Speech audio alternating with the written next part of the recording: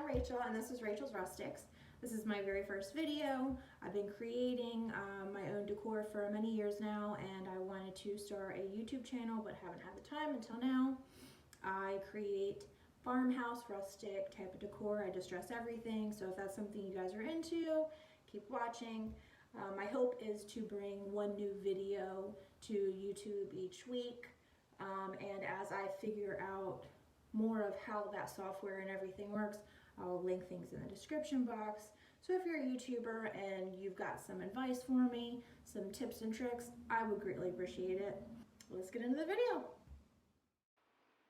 All right, so here I have got some 1-gallon paint stir sticks.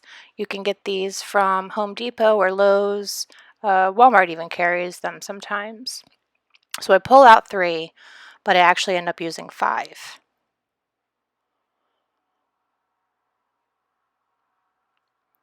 So I'm going to measure these right where the top starts to dip off, and I'm going to make these all the same length.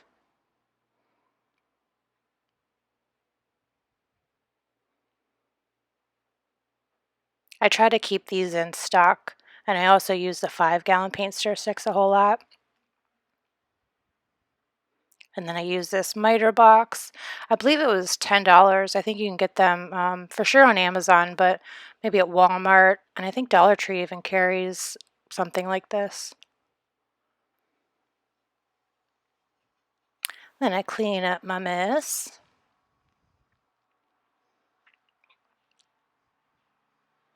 So then I'm just taking a sanding block and I'm trying to get the edges that I just cut to make them nice and smooth.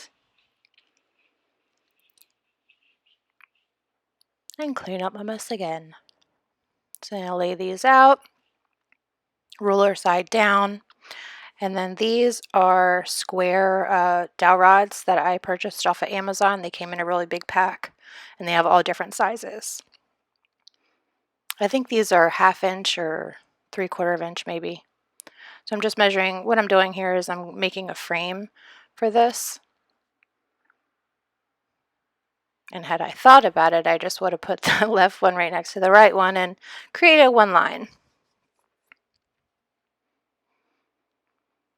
Now I'm going to do the top and bottom, just using that stick to line them up properly.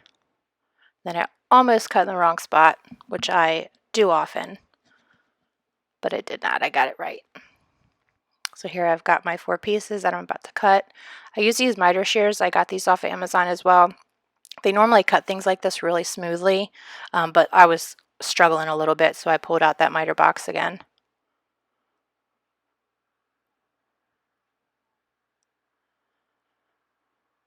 And then I'm going to grab some, first I sand the edges. So then I grab some antiquing wax. I normally use the Waverly brand, the dark antiquing wax, but this is the Art Minds brand. It's very similar. I believe I got this at Hobby Lobby or Michael's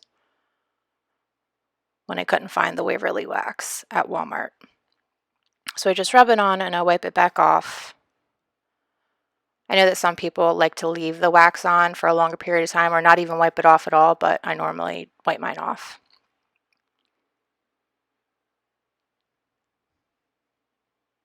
So I do that to all 5 pieces, and then I do this to the border pieces as well, making sure to get the ends, all sides,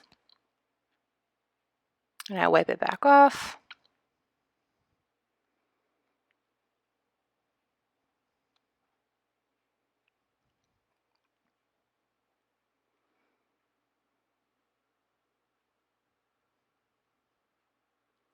So then I use my heat gun to dry them. This dries really fast anyway, but I just kind of wanted to speed up the process. I'm not big on waiting. And then I normally cover the back of my projects with this brown craft paper that I'm actually painting on top of, but this wasn't going to be one of those since it's like a slatted project. So I just end up waxing the back of the paint stir sticks as well and dried them off too. And then I grabbed Waverly white chalk, or not white, I'm sorry, ivory chalk paint. I use this in almost everything that I use. So I just do a light distressing. I'm going to sand these down as well. And then I do a heavier distress on, or heavier painting on the border pieces. So then I've sanded those slats down, and I'm just going to line them up to form a little box, creating a little photo frame just to hold one single photo.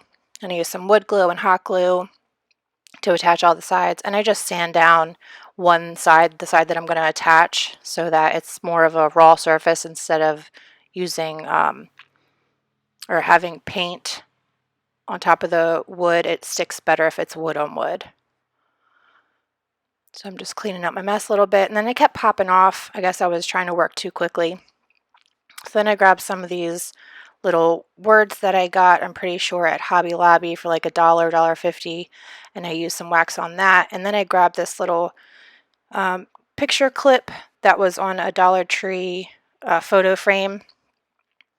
And then here I'm just showing you that you can do all kinds of different things to it to decorate it. You could use greenery, flowers, all kinds of different things. But I like the subtleness of everything here. And I used Gorilla Glue to put that little clip on. Then I flip it over, and I use just some twine that I pretty sure I got at the Dollar Tree, and I hot glue that to the back so that it's able to be hung. I just use my pencil to kind of push it down in there.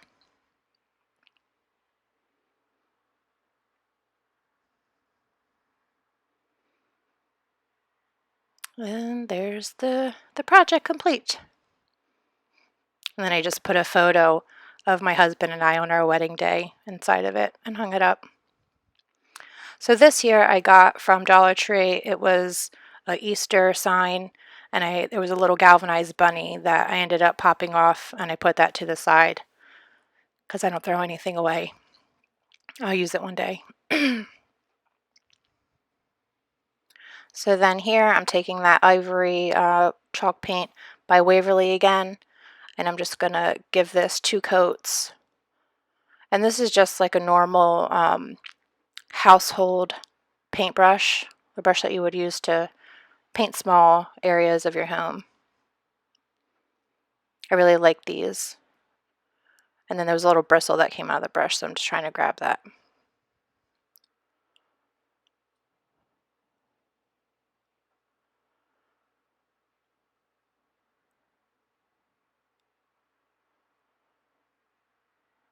So go around the edges. I am also going to put a border on this sign as well.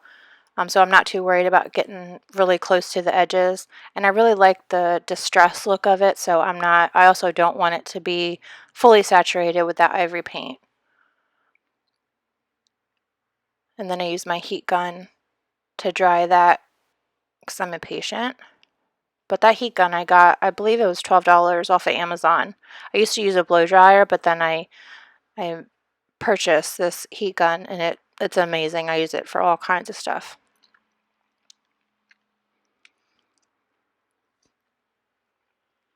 Alright, so here I lost some footage, but I filled in the holes with some wood putty, and then I got these little bamboo sticks from Amazon, and I painted them with the Waverly mineral chalk paint, and I'm just going to put a little border around this sign.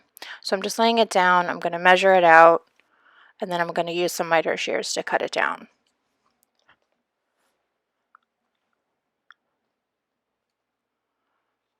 So I just do the top and bottom and then the 2 sides. I just ended up switching the last piece for this piece because I had painted down further on the stick. So it was all going to be covered. And I didn't do a full coat either. This was very sloppily done because I wanted some of that wood to poke through. So then I grabbed those miter shears again. And these cut very easily, like butter.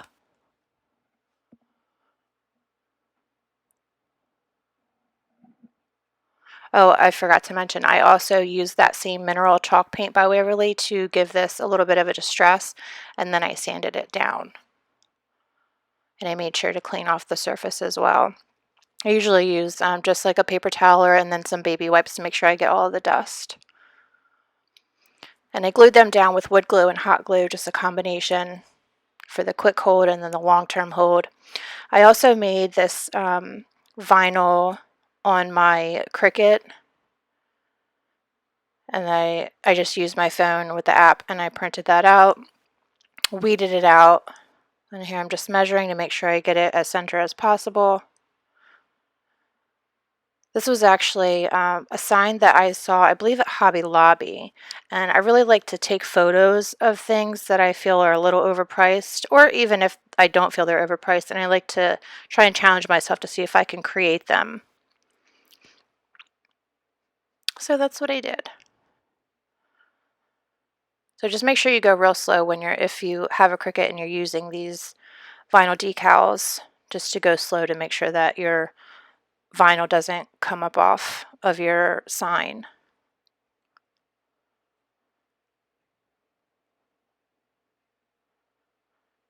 And that transfer tape you can use over and over again. And then I went too quick. I pulled that T off. So here I am just trying to fix it. I just need the top of the T to stick down. So here I am just kind of rubbing that back on. Got that to stick down, and then I can use my Cricut tool to make that straighter. And I still ended up not getting it perfectly straight.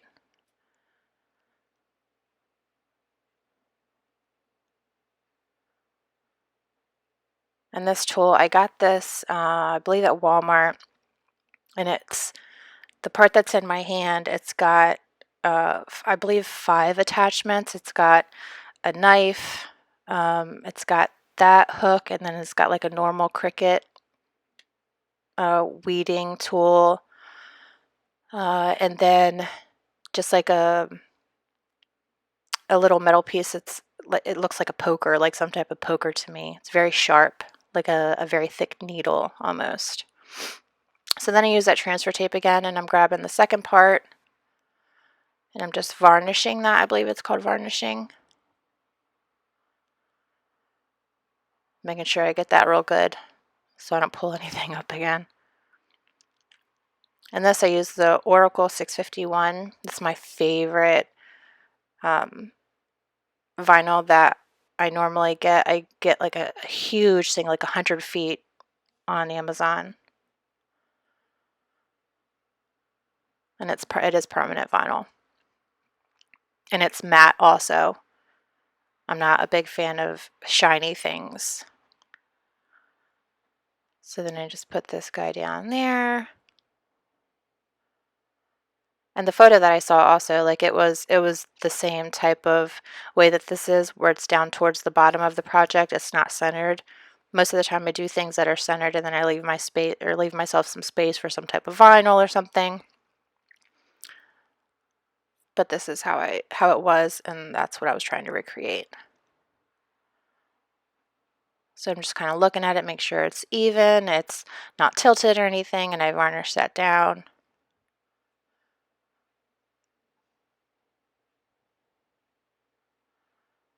And then slowly pull up the transfer tape this time.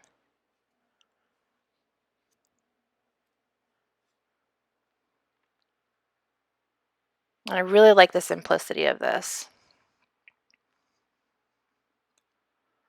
And that's how it was at Hobby Lobby as well.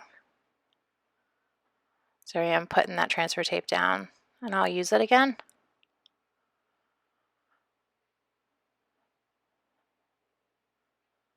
So, but then I decide, yeah, I like the simplicity, but I feel like it needs just a little something. So the best memories are made when gathered around the table. All right, so I have hot glued some lamb's ear in this corner here. I also make a bow out of ribbon, but then I get frustrated because I keep messing it up. I'm not very good at bows. I'm working on that. And then I made a bow out of twine, which is why you see that twine there. And again, it just wasn't turning, I just didn't like the look of it. So then I grabbed these Sola, S-O-L-A, Sola wood flowers, and I purchased those from Amazon as well. They were definitely an investment. They are a little bit more expensive. And it took me a while to order them, but they're definitely worth it. They do have some that are kind of colored, and I've even dyed some myself. I just took some acrylic paint and put it in a little cup and then added some water so it's almost like a stain consistency, and then I just dipped that flower in there. It was this real pretty coral color, and I dipped the flower in there, let it sit for a second, and then I pulled it out, and then that real light wood is stained whatever color. So you can color these if you don't want to buy the ones that are already colored. And because I had messed with that twine and everything and the bows, I got some fuzz and all that on my sign. So I was just cleaning it up. And then I needed to add a hanger to the back, so I flipped over my sign, but because I just put that flower on there, I wanted to lift it up a little bit, so that's why I put my heat gun underneath there.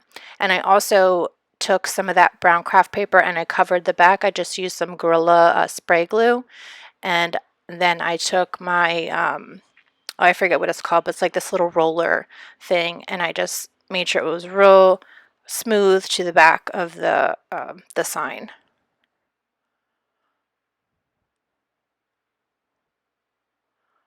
And there's the completed sign. I like the way it turned out. So thank you very much, guys. I hope you enjoyed the very first video that I've created, and I will bring more to you later this week, hopefully. Enjoy some bloopers. No.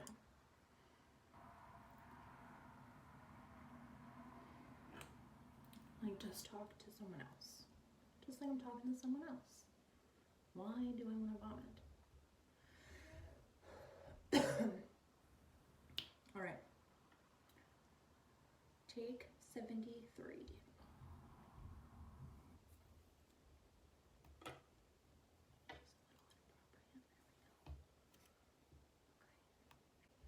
Hi, I'm Rachel, and this is Rachel's Rustics. This is my very first video. I plan to bring to you one new video each week, as long as I figure out no.